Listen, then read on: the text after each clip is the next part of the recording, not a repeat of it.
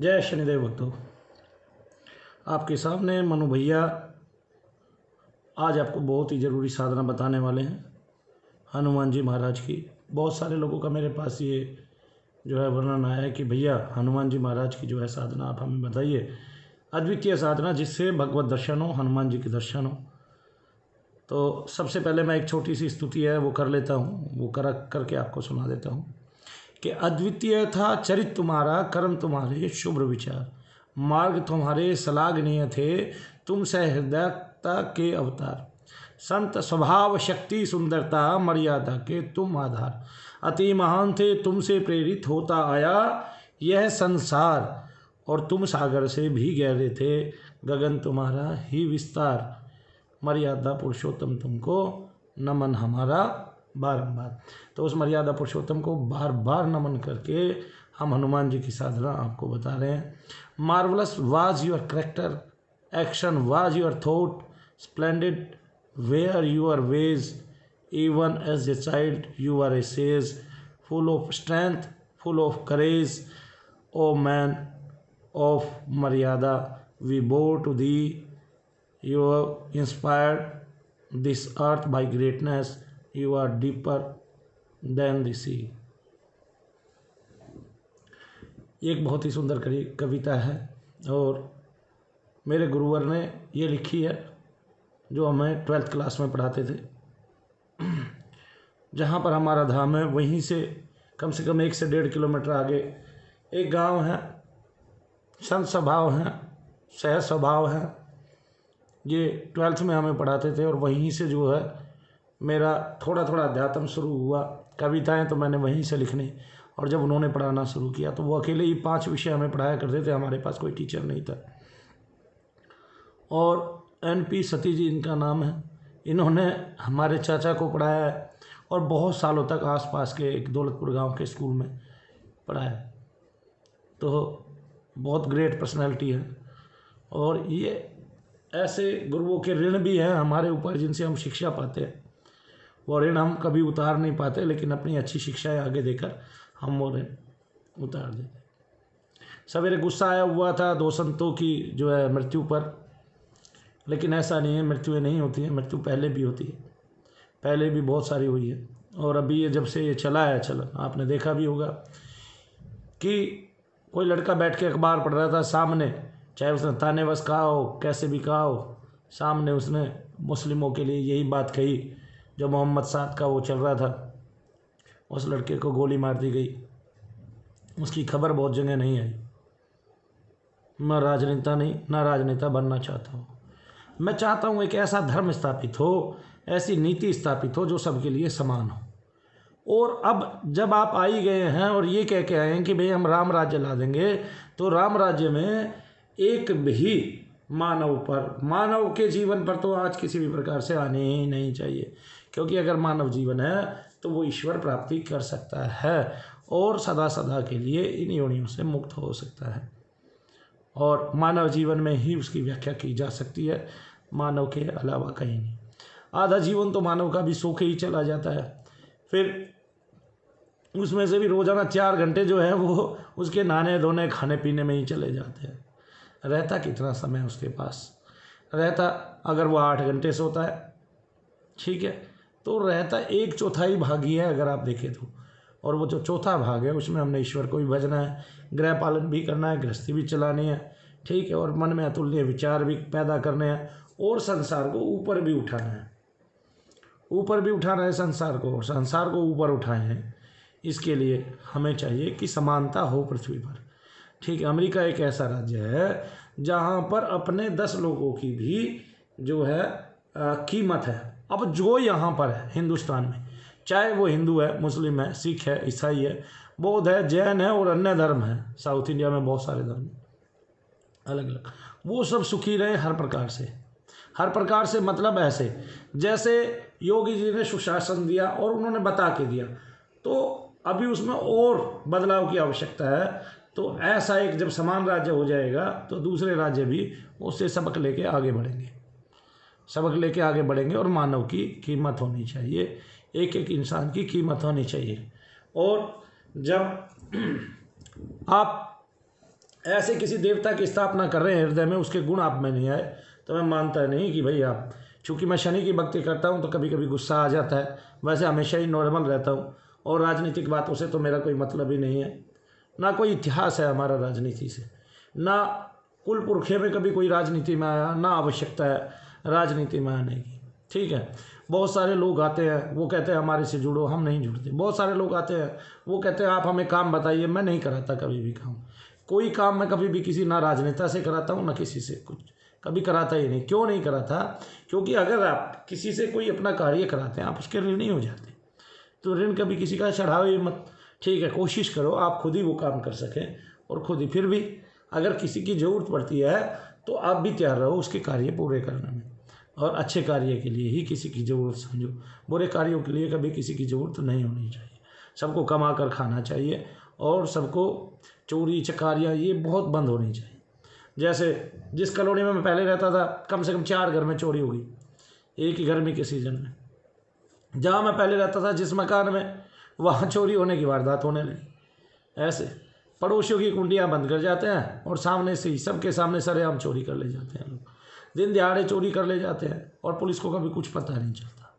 खुद जब भुगतते हो तो पता चलता है। जैसे आपका मोबाइल चोरी हो गया, आप ढूंढ ही नहीं सकते, कितनी बड़ी बात है ऐसे, और कई बार पुलिस भी उसको ला के नहीं दे सकती। मेरे साथ ऐसा हुआ, और आप रिपोर्ट बंद कराने भी जो है कोर्ट में जा रहे हो, इतना बड़ा काम है कि मैं आगे इसकी कार्रवाई चाहता हूँ कि नहीं चाहता हूँ, वो मिलना है नहीं सारी उम्र। और आपको 2 साल बाद ये पता चला कि आपको कोर्ट में बुलाया गया, किस लिए? कि भाई आप इसकी आगे आगे वो करेंगे, और फिर वो करेंगे, कार्रवाई चाहते हैं कि नहीं। भाई अब 4 साल बाद आदमी मोबाइल का खड़ेगा क्या? उसका तो वैसे ही 2 साल चलना था। और अब तो रिपोर्ट लिखाने का भी इस तरह से कर दिया कि आप थाने में जाके सीधी रिपोर्ट नहीं लिखा सकते, चाहे चोरी ही क्यों ना हो। और लॉकडाउन में तो चोरियों की जो वारदातें हो रही है उनकी कोई रिपोर्ट लिख ही नहीं रहा है भाई, पुलिस को टाइम ही नहीं है, समय ही नहीं। तो स्वस्थ रहें, घर पर रहें, एकदम घर पर ही रहें। मैं आपको सबसे पहले रामायण के बारे में ही बता देना चाहता हूँ। तो रामायण, आप अगर रामायण से भगवान शंकर का दर्शन करना चाहते हैं तो दुनिया का सबसे उत्तम एक ही पाठ है रामायण का। भगवान शंकर को एक जो ग्रंथ है, एक कथा जो है प्रिय है, वो सर्वप्रिय है, वो प्राणों से भी ज़्यादा प्रिय है। और उसी कथा के लिए वो माता सती का त्याग कर देते हैं, और फिर वो उनके लिए तपस्या करती है 1000 वर्षों तक लगातार। तो प्रिय कितनी है कि वो मर्यादा पुरुषोत्तम है, और वो उनकी परीक्षा लेती हैं। इसलिए भगवान शंकर जो है उन पर अप्रसन्न होते हैं। पहली बार ऐसा हुआ कि भगवान शंकर किसी पर अप्रसन्न हुए, वो भी किस पर? सती माता। ऐसे दुष्टों पर हो जाए बात अलग है। यहाँ पर आप देखिए कि उनको इसका मतलब राम का चरित्र बहुत अच्छा लगता है, क्योंकि वो मर्यादित था। वो मर्यादित था। एक क्रोच पक्षी होता है, एक क्रोचनी पक्षिणी होती है। तो क्रोच क्रोचनी दोनों एक पेड़ की डाल पर बैठे होते हैं, नीचे एक महर्षि बैठे होते हैं, उनका नाम है वाल्मीकि। वाल्मीकि उनका नाम बाद में पड़ा, पहले जो नाम था यहाँ वही नाम चलता है। तो तब तक वो कुछ थे नहीं, तब तक वाल्मीकि भी नहीं थे। ठीक है, तो सामान्य नाम से जाने जाते थे, आप सबको नाम भी पता है। फिर हुआ क्या? फिर वहाँ बैठ के जब उन्होंने देखा कोई निषाद आता है, वो व्याघ्र आता है, क्या बोलते हैं उसको, तो ब्याल आता है, नहीं निषाद ही बोलते हैं शायद, सर में दर्द बहुत ज़्यादा। फिर भी वो आता है, क्रोच पक्षी को जो है तीर मार देता है, और तीर मारने के साथ साथ वो मर जाता है, तड़प तड़प कर मरता है। तो क्रोचनी जो है वो बड़ी चिल्लाती है, बड़ी रोती है। तो वो सोचती है ऐसा कौन सा राज्य आएगा, वो सोचते हैं कि ऐसा कौन सा मर्यादित पुरुष इस धरा पर आएगा जिससे कभी किसी के जीवन को जो है नुकसान नहीं पहुँचेगा, और जो सबकी रक्षा करेगा और राक्षसों का नाश करेगा। इसके लिए वो तप करते हैं, और तप करते हुए जो वाल्मीकि होती है वो उनके शरीर पर चढ़ जाती है, और पूरा शरीर मिट्टी के अंदर हो जाता है। और ब्रह्मा जी आकर दर्शन देते हैं, उनको मनचाहा वरदान। तो वो वरदान में बस यही मांगते हैं कि मैं तो बस इसलिए बैठा हूँ कि मर्यादित कौन होगा। तो वो उनकी पूर्ण कथा जो है पहले ही लिखवा देते हैं, राम कथा होने से के साथ साथ ही वो सब लिख देते हैं। इतनी बड़ी बात है कि अग्रदर्शी, यानी कि पहले ही देख लेना, विस्तार से देख लेना। एक तो कई भाई ऐसे हैं जो वीडियो बनाते हुए जो है ना बहुत सारी चीज़ों का ध्यान नहीं रखते। एक भाई ने कहा, क्या कहते हैं, बेशक आप भाई हिंदू धर्म का पालन करते हैं, लेकिन इतना भी दिमाग मत लगाइए। एक भाई कहते हैं कि हनुमान जी जो है तैर कर गए थे, समुद्र पार तैर कर किया था। अरे भाई आप ये देखिए कि अमेरिका में एक जादूगर है, वो मैजिशियन लिखता है अपने आप को, ठीक है ना, जब वो उड़ सकता है, वो गायब हो सकता है गाड़ी के साथ, तो क्या हमारे विज्ञान में वही नहीं था? क्या उन्होंने जो भी प्रक्रिया सीखी है, क्या वो हमारे विज्ञानों से नहीं सीखी है? ठीक है ना। दूसरा, ज्योतिषीय अंग, एक ज्योतिष जो है शब्द है वो वेदों से ही आया है और वेदों का वो अंग है, तो इसलिए कभी ज्योतिष का मजाक ना उड़ाएं। जिस पर गुजरती है वही जानता है। जब शनि की 7.5 मुझ पर आई थी तो पता ही नहीं चल रहा था, लेकिन जब पता चला तो पता चला उसी के अनुकूल काम होता है। और मैं अपनी जन्मपत्री देखता हूँ तो मेरी जन्मपत्री के अनुकूल ही काम होता है। मतलब उसमें लिखा कि आपकी गणक रूप में प्रसिद्धि होगी, तो वही हो रहा है भाई, ठीक है। और कितनी होगी वो भी सब लिखा हुआ है, और मुझे पता है वो सब कितनी होगी, क्या होगा, कब तक काम चलेगा, कैसे रहेंगे, कैसे नहीं रहेंगे, ठीक है। अपनी तो मैंने देख ली, अब सबका एक्यूरेट होगा ये तो नहीं है, ठीक है। चलिए वो एक अलग बात है। अब मैं बता देता हूँ, सबसे पहले करें भगवान शंकर के दर्शन। भगवान शंकर के दर्शन कब होंगे? जब आप भगवान शंकर की एक तस्वीर सामने रखेंगे और एक दीपक जलाकर आप हाथ जोड़कर विनम्र प्रार्थना करेंगे, हे प्रभु, हे शंकर भगवान, मैं आपके दर्शनार्थ आपको राम कथा सुनाता हूँ, आप प्रसन्न हो जाइए और बस मुझे इतना ज्ञान करा दीजिए कि आपने ये कथा अपने कानों से सुनी है। अब मनु भैया ने क्या किया कि ये हमारी 40 दिन की साधना थी, और साधना भी थी कहाँ पे? हरिद्वार में। वहाँ एक महात्मा ने हमें कहा, भगवान शंकर के दर्शन पाना चाहते हैं, सबसे पहले तो आप भगवान शंकर के दर्शन कीजिए, और अगर शंकर को प्रसन्न करने आए हैं तो उनको प्रसन्न करने का एक ही तरीका है, वही तरीका मैंने आपको बताया। मैंने जोत जलाई, मंदिर में बैठ के एक आसन लगाया और मैं रामायण पढ़ने लगा, और मैंने पढ़ते पढ़ते 14.5 घंटे बिता दिए लगातार बिना उठे। वो 14.5 घंटे के अंदर मैंने उनको रामायण सुना दी। आप तेज़ी से सुना सकते हैं, कोई ऐसी बात नहीं, भावार्थ वो जानते हैं। तो मैंने जब रामायण सुना दी तो रात्रि में उनके दर्शन हुए। दर्शन कैसे हुए, क्या हुए, वो मैं आपको नहीं बताना चाहता, क्योंकि उसके लिए ग्रहण शक्ति होनी चाहिए। सबकी ग्रहण शक्तियाँ अलग अलग है, धीरे धीरे आपकी बढ़ जाएगी, लेकिन इतना बताने से भी किसी को वायु वेग से शक्तिपात हो सकता है तीव्र गति से। तो इस प्रकार से दर्शन हुए। ये रामायण सुनाने से भगवान शंकर सबसे ज़्यादा प्रसन्न होते हैं। इसी प्रकार राम की कथा सुनाने से हनुमान जी भी प्रसन्न होते हैं।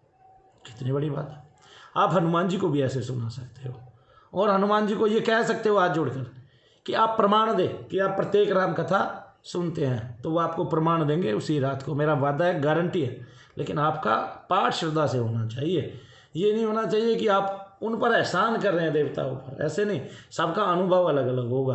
बहुत सारे मुस्लिम संत ऐसे आए हैं जिन्होंने कृष्ण की आराधना की है, बहुत सारी कविताएं लिखी हैं, छंद लिखे हैं। रसखान जी का ले लीजिए, तो उन्होंने उनकी प्राप्ति की है। जैसे आज इतना सारा जो अंग्रेज है वो भारत में आके हरे राम हरे कृष्णा करता है, उनके त्याग से प्रसन्न होते हैं भगवान, और सबको अलग अलग रूप में दर्शन देते हैं, तभी वो यहाँ टिके हुए हैं। अगर किसी को जप करने से, सत्संग करने से, कुछ भी छोड़ने से, इतने सारे कार्य छोड़ने से और समाज में त्याग करने से अगर प्राप्ति नहीं हुई है, तो वो एक जगह नहीं टिका रह सकता मेरे भाइयों।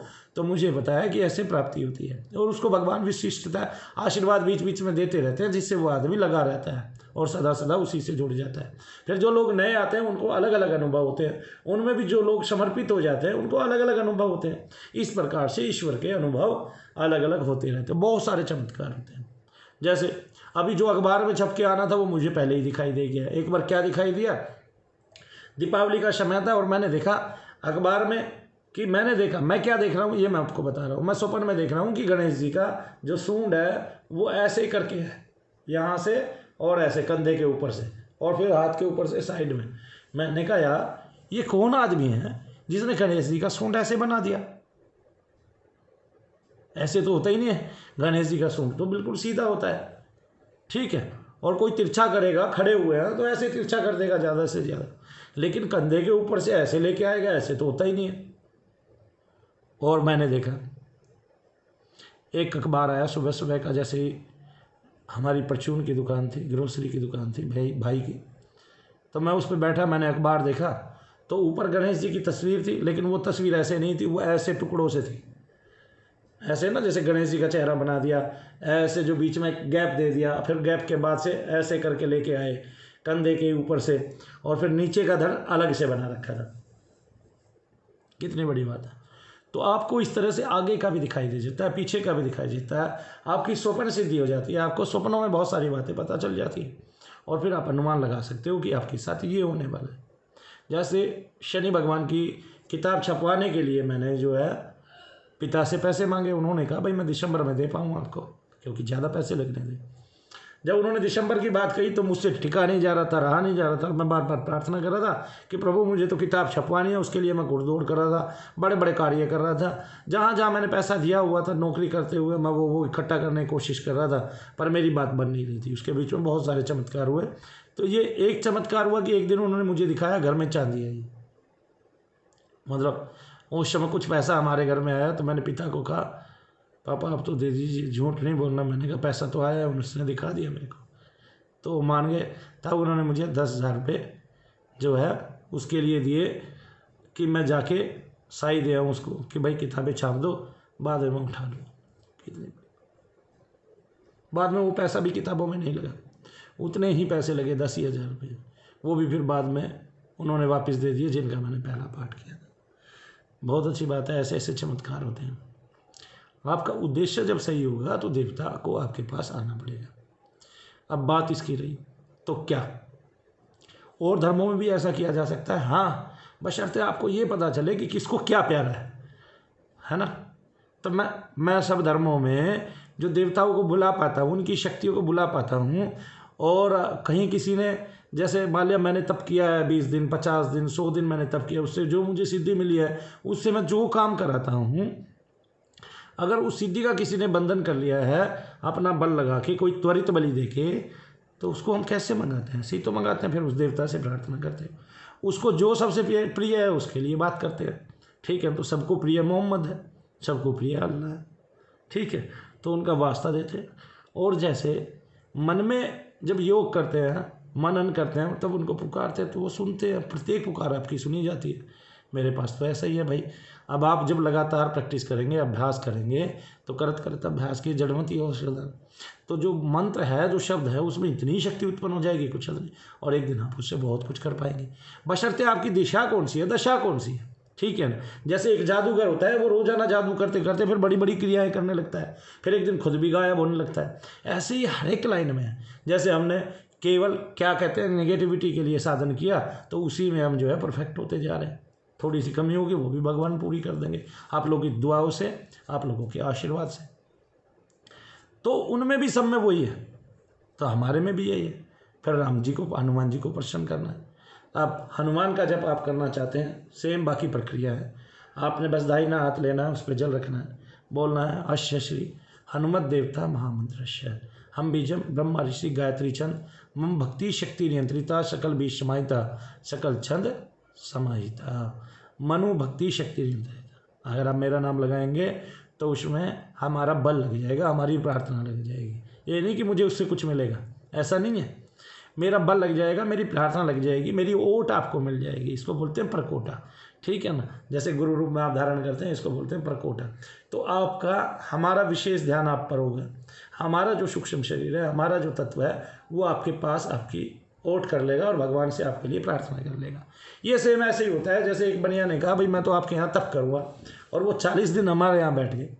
अब मनु भैया जो जप करते थे, वो जब अपने लिए तो करना भूल गए और रात दिन इसी अभ्यास में लग गए कि प्रभु इनको दर्शन जरूर देना, वरना तो हद ही हो जाएगी, वरना तो पिट जाएगी जो थोड़ी बहुत इज्जत है।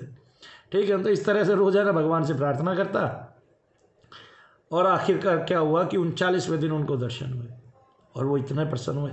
उन्होंने बड़ा भंडारा किया, अपने हाथों से लोगों को खिलाया, घर से बुला बुला के लोगों को खिलाया। उनसे मैंने प्रेरणा पाई। वैसे भी वो सवेरे सवेरे एक बाजरे का कट्टा सर पे रख के भोगल जैसे शहर में और घूमते हैं, और रोजाना जो है ना चींटियों को और कबूतरों को और सबको दाना डालते हैं, और पूरे दिन में कम से कम 2 पेटी जो है ना पार्ले जी की प्रसाद के रूप में देते हैं।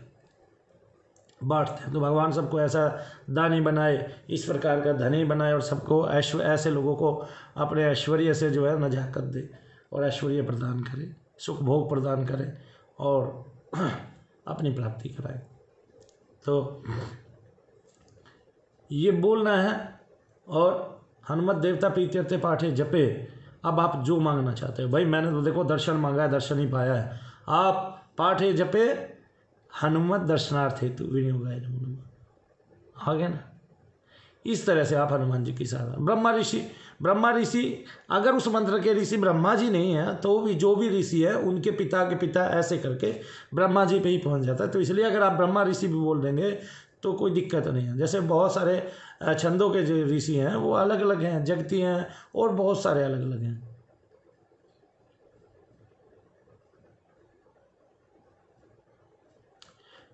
तो उसमें क्या होगा, फिर उसमें आपको दर्शन होंगे। ये 11 दिन की साधना हनुमान जी की इस प्रकार से 11 दिन की हम बीज रखते हुए ओम हम हनुमंते बोलते हुए ओम हम हनुमंते नमः ओम, ऐसे दोनों तरफ ओम लगाएं और आप जाप करें। हनुमत दर्शन आपको जरूर होगा। उससे पहले लेकिन आप हनुमान जी को राम कथा सुनाएं और हनुमान जी की कोई भी साधना जब भी करें तो उनको हनुमान जी को जो है प्रसन्न करने के लिए सुंदरकांड ना सुनाएं, क्योंकि उसमें तो हनुमान जी की जो है लीला है, उस लीला को हनुमान जी को ही दिखाओगे, वो तो जानते हैं अपनी लीला खुद ही, उससे वो प्रसन्न नहीं होते। ठीक है, वो राम कथा से प्रसन्न होते हैं। ठीक है, और भगवान के बाल स्वरूप से भी वो बहुत ज़्यादा प्रसन्न होते हैं। तो उनको फिर इस तरह से या तो एक एक करके खंड सुनाना चाहिए या पूरी ही रामायण सुनानी चाहिए। तो पूरी रामायण ही सुना दे। ठीक है, इस तरह से अगर आपने किसी देवता को प्रसन्न करना हो तो आप उस देवता के पास पहुंच जाएं जो उनसे ज़्यादा प्रसन्न होता हो, जो उनका मित्र हो, जो उनके प्राण की तरह रहता हो। जैसे शनि और राहु की मित्रता। शनि और राहु की मित्रता किस प्रकार की है मैं बता देता हूँ। कि कोई मेरे घर आता है और वो मेरी माँ को माँ कहता है, इस तरह से, और वो मेरी माँ भी उसको अपने बेटे की तरह यानी कि मेरे ही स्वरूप में बड़ा प्यार करती है। तो इसलिए भगवान शनि के 108 नाम में सिंगिका महतारी आता है। सिंगिका जो थी राहु देव की माता है और राहु जो थे ये राक्षस जाति थे, लेकिन बाद में इनको देव जाति में प्रविष्ट करा लिया, लेकिन रहे क्रूरी। ठीक है ना, जैसे कोई राक्षस होता है उसको अगर देव जाति में प्रविष्ट करा लिया जाए तो राहु से और केतु से सीखे कि केतु धर्म भाव में शामिल हो गए, जो नीचे का अंग है वो धर्म भाव में शामिल हो गया, जो राहु है जिसके पास मन और बुद्धि है वो क्रूर भाव में आ गए। ठीक है ना, वैसे तो केतु क्रूर देवता ही कहलाते हैं, लेकिन बृहस्पति जैसा फल देते हैं और बहुत ही ज्ञानवान है और आपके पास तुरंत आ जाते हैं। हमने नवग्रह आरतियाँ लिखी हैं, आप उस PDF फाइल से नवग्रह की आरती भी ले सकते हैं। और PDF फाइल के लिए हम अभी तैयारी कर रहे हैं, हमने बहुत सारे लोगों ने मांगी है और मेरे ख्याल से हमने क्या किया है कि एक वीडियो उसके नाम से डालिए, आप वहाँ से भी कांटेक्ट करके वो निकाल सकते हैं PDF फाइल। वरना तो हम जल्दी कुछ कर लेंगे तो हम कल तक बता देंगे आपको कि आप सब तक वो पहुंच जाए, क्योंकि हमें एक एक आदमी तक पहुंचाने में दिक्कत हो रही है। कल से मेरे पास कम से कम 400-500 मैसेज आ चुके हैं, उसमें से 100-150 लोगों को मैं पहुंचा चुका हूं। जो बाकी हैं वो 1-2 दिन का वेट करें, मैं कोई ऐसा तरीका निकाल रहा हूँ जिससे मैं आपको बता दूँ।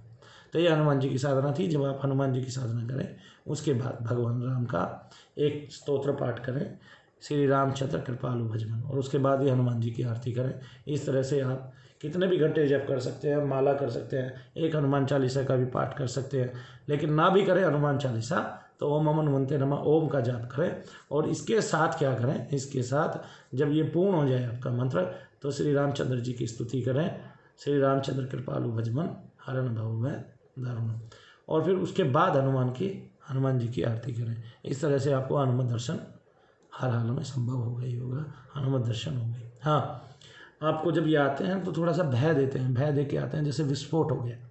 ठीक है, लेकिन वो विस्फोट आपको ही सुनाई देगा, ये सारे संसार के लिए नहीं है, ये विस्फोट सारे जगत के लिए नहीं है, ये और आपने भयभीत नहीं होना। बस यही सोचना है कि हनुमान जी प्रिय हैं, सबके प्रिय हैं और भक्तों का वो खास विशेष ख्याल रखते हैं। तो इस प्रकार से आपको हनुमान जी की साधना मिले, हनुमान जी की सिद्धि मिले। मेरी भगवान हनुमान जी महाराज से यही प्रार्थना है। जो लोग इस वीडियो को देख रहे हैं, सुन रहे हैं, पहली बार देख रहे हैं, सुन रहे हैं, वो मजाक में भी ले सकते हैं इसको, ठीक है। जो भगवान को नहीं मानने वाले हैं, लेकिन जो भगवान को मानने वाले हैं, वो मेरी बात ये ध्यान रखें कि अगर आपने भगवत दर्शन करना है तो कुछ बातें गौर करने लायक होती हैं। हमें सुने, ऐसे ही पाठ करें, भगवत दर्शन आपको होगा ही होगा, ना हो ऐसा हो ही नहीं सकता, ठीक है। तो तीव्र संवेग और आपकी आस्था, ये आपको भगवत मिलन कराती है। तीव्र संवेग से तो आपका जो दूरी का फल होता है वो भी नज़दीक आ जाता है, ठीक है ना। एक छोटी सी कथा आती है। एक बार नारद मुनि भगवान से कहते हैं कि प्रभु, दो व्यक्ति पृथ्वी लोक पर जो है तपस्या कर रहे हैं, दो महात्मा, और एक को तपस्या करते हुए हो गए 25 साल, और एक अभी जो है पिछले 15 दिन से लगा हुआ है, और वो इतना जप करता है, खड़ा होकर जप कर रहा है, और दोनों ही खड़े होकर जप कर रहे हैं। तो भगवान के इस प्रकार से जप करने पर क्या होता है कि वो जप कर रहे हैं, तो भगवान से पूछते हैं नारद जी कि जब वो जप कर रहे हैं तो आप बताइए किसको कैसे दर्शन दें। तो उसने कहा, उसको बोलो जो 15 दिन से लगा हुआ है, उसको बोलो क्या मैं उसको अगले महीने इस तारीख को, इस दिन, अगले महीने तक दर्शन दूंगा या 1 साल में दर्शन दूंगा। और बोला प्रभु, जो 10 साल से लगे हुए हैं, बोला उसको बोल दो कि मैं उसको अगले जन्म में दर्शन दूंगा। जो 10 साल से लगा हुआ था, जब नीचे गए तो सबसे पहले वो जो कम दिन से लगा हुआ था उसके पास पहुँचे, भाई तुम्हें अगले साल दर्शन होने वाले हैं या अगले महीने दर्शन होने वाले हैं। वो बोले, हाँ इतने दिन तक मैं तपस्या करूँगा, फिर आएंगे, ठीक है, फिर क्या होगा, ऐसे कह के वो तुरंत छोड़ के चल देता है। और जब नारद जी उसके पास जाते हैं, जो विशेषतः एक 10 साल से लगातार साधना कर रहा है, तो नारद जी कहते हैं, भाई तुझे तो अगले जन्म में ही दर्शन होंगे। तो वो कूदने फांदने लगता है, उछलने लगता है कि भगवान ने ये पुख्ता कर दिया कि मुझे अगले जन्म में दर्शन होंगे ही होंगे, ठीक है। और भगवान तुरंत आ जाते हैं। तो नारद जी कहते हैं, प्रभु आपने तो झूठ बोल दिया। वो कहते हैं, झूठ नहीं बोला रे नारद, इसका विश्वास देख के, इसका तीव्र संवेग देख के मुझे इसके फल को नज़दीक लेके आना पड़ा और तुरंत ही इसको दर्शन देने पड़े। तो तीव्र संवेग जब होगा, तीव्र संवेग अपने आप बनता चला जाता है। जब आपको एक बार दर्शन हो जाएंगे, मेरी बात याद रखिएगा, तो आपका ये संवेग टूटेगा नहीं। मनु भैया के मना करने के बाद भी आप क्या करेंगे, साधना करते रहेंगे। ये मेरी गारंटी है, लिख के ले लो, लिख के ले लो कि जिसको एक बार दर्शन होंगे उसका जीवन बदल जाएगा। ये बात लिख के ले लो। और मैं अपने इन वचनों से अगर किसी एक आदमी को भी, एक व्यक्ति को भी अगर दर्शन करा सका तो मेरा भी जीवन धन्य हो जाएगा। तो मेरे जैसा कम से कम एक और हो जाएगा जो ये कह सके हाथ उठा के, हाँ मेरे शनिदेव के दर्शन हुए हैं, या मैंने राम के दर्शन किए, या मैंने भगवान शिव के दर्शन किए। और एक बार दर्शन का भेद खुला तो वो व्यक्ति जहाँ भी जाएगा, जिस द्वारे पे जाएगा, जिस धाम पे जाएगा, उसी देवता के उसको दर्शन होने लग जाएंगे और उसकी समस्त सूक्ष्म दृष्टियाँ खुल जाएंगी। अब वो उनका उपभोग करे या ना करे। जय शनिदेव, जय माता दी। बोलो सियावर रामचंद्र भगवान की, बजरंगबली महाराज की जय, शंकर भगवान की जय, साबिर प्यारे की जय।